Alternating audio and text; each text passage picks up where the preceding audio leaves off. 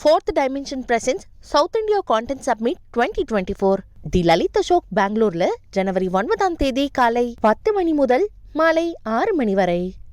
குஜராத், ராஜஸ்தான் உள்ளிட்ட மாநிலங்களில் லாரி மற்றும் ட்ரக் ஓட்டுநர்களின் போராட்டம் தீவிரமடைந்துள்ளது. இது தொடர்பாக செய்தியாளர் நிரஞ்சன் இணைந்திருக்கிறார். பேசலாம். நிரஞ்சன், கூடுதல் விவரம் என்ன? ஓட்டுநர்கள், ட்ரக் ஓட்டுநர்கள் என்ன கோரிக்கைகளை முன்வைக்கிறாங்க? ஆனந்தி, ரொம்ப சிம்பிள். அதாவது ஏற்கனவே நமக்கு ஐபிசி, இந்தியன் கிரிமினல் ஆக்ட், அதே மாதிரி சிஆர்பிசி, இந்த 3 சட்டங்கள் இருந்தது தெரியும். அதுக்கு பதிலா வேற புது 3 சட்டங்களை மத்திய அரசு கொண்டு வந்திருந்தாங்க.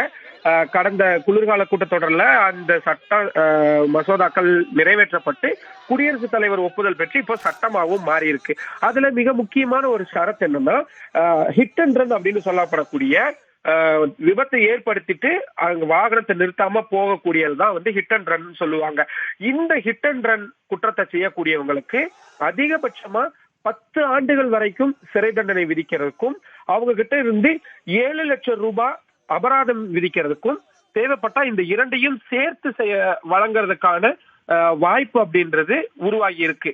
இதுக்கு ட்ரக், அதே மாதிரி லாரி, பேருந்து ஓட்டுநர்கள், இந்த மாதிரி எல்லா ஓட்டுநர்களுமே கடுமையான எதிர்ப்பு தெரிவிச்சிருக்கிறாங்க. குறிப்பா அவங்க நேத்துல இருந்து 3 நாள் நாங்க போராட போறோம் அறிவிச்சிருந்தாங்க. பட் ஆனா பெரிய அளவுல இருக்காது அப்படின்னு தான் ஓரளவுக்கு யூகிக்க முடிஞ்சது.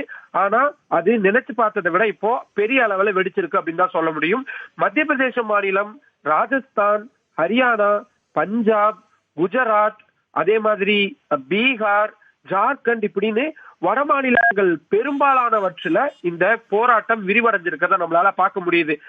பெரிய அளவுல பாதிப்பு ஏற்படுத்தியிருக்கு. பஞ்சாப் மாநிலத்துல பத்திண்டா மாதிரியான நிறைய இடங்கள்ல பெட்ரோல் நிலையங்கள்ல பெட்ரோல் இல்ல அப்படின்ற தகவல் கிடைச்சிருக்கு.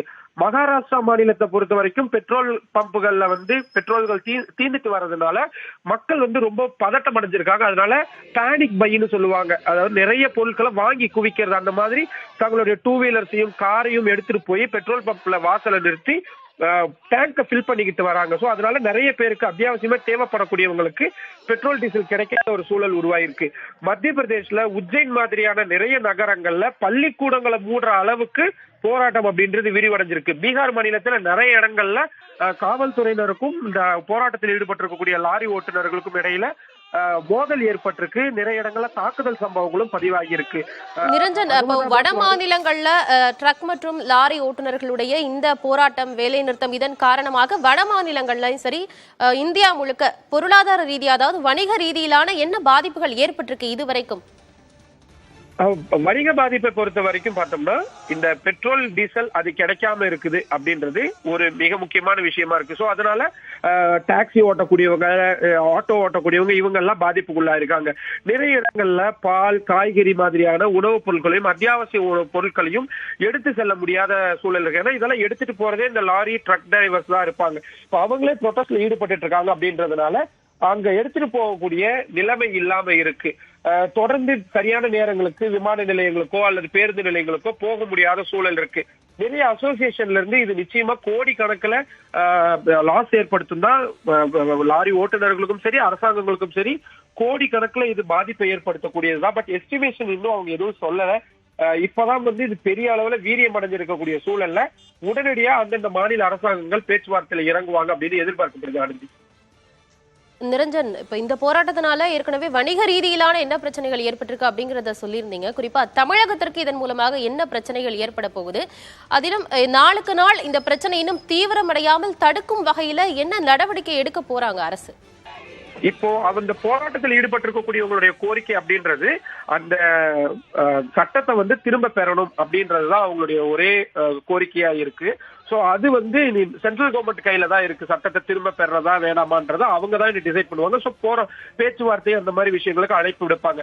நீங்க கேட்டது தமிழ்நாட்டுக்கு என்ன மாதிரியான பாதிப்பு ஏற்படுத்தும் அப்படின்னா, நிறைய பொருட்கள் வரத்து கம்மியாக ஆரம்பிச்சிடும். கட்டுமான பொருட்கள்ல இருந்து காய்கறி, மற்ற வேறு என்னென்ன மாதிரியான விஷயங்கள்லாம் இந்த ட்ரக் மற்றும் லாரிஸ் மூலியமா எடுத்துட்டு வருவாங்களோ அதெல்லாம் வர்றது குறைஞ்சிரும். கட்டுமான பொருட்கள் மாதிரியான ஒரு கம்ப்யூட்டர் மாதிரியான, கணிப்பொறி மாதிரியான இந்த மாதிரியான பொருட்கள் எதெல்லாம் லாரியில வருமோ அது எல்லாமே தடைப்பட்டு போயிடும். அதே மாதிரி தமிழ்நாட்டில இருந்து போகக்கூடிய லாரிஸும் அங்க போகாது. ஏன்னா போராட்டமும் கலவரம் மாதிரியான விஷயங்கள்லாம் நடந்துட்டு இருக்கப்போ சேஃப்டி கருதி போக மாட்டாங்க. சோ அந்த மாதிரியான விஷயங்கள்னால இந்த பொருட்கள் கிடைக்கிறதுக்கான தட்டுப்பாடு நிலவறதுக்கான வாய்ப்பு அதிகமா இருக்குது.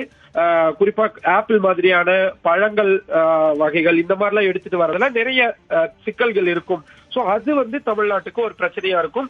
இன்னும் பெரிய அளவுல அது தெரிய ஆரம்பிக்கல. சோ அது வெளியே தெரிய ஆரம்பிக்கும் பொழுது அதோட வீரியம் இன்னும் அதிகமா இருக்கும் அப்படின்றது சொல்லப்படுது. மாநில அரசாங்கங்களை பொறுத்த வரைக்கும் அந்தந்த ஏரியால யார் யாரெல்லாம் ப்ரொட்டஸ்ட்ல ஈடுபட்டு இருக்காங்களோ, அசோசியேஷன்ஸாவோ சங்கங்களாவோ இருந்தாங்கன்னா அவங்கள கூப்பிட்டு அழைப்பு விடுத்து பேச்சுவார்த்தை மூலியமா நிறுத்துறதுக்கான வாய்ப்பு அப்படின்றதா இருக்கு. பட் இது பொலிட்டிக்கலா எஸ்கலேட் ஆயிருச்சு, அரசியல் ரீதியெல்லாம் கொண்டு போயிட்டாங்க அப்படின்னா அது இன்னும் சிரமமான விஷயமா மாறிடும் அப்படின்றதையும் நம்ம பார்க்க வேண்டியது. இப்பதான் ஒவ்வொரு கட்சி தலைவர்களா இதை கவனம் செலுத்தி இப்பதான் கருத்துக்களை சொல்ல ஆரம்பிச்சிருக்கிறதையும் நம்ம பார்க்க முடியுது. ஆனந்தி, மிகப்பெரிய பாதிப்பு ஏற்படுவதற்கு முன்பாகவே இதனை கட்டுக்குள்ள கொண்டுட்டு வர வேண்டும். தகவல்களுக்கு நன்றி நிரஞ்சன்.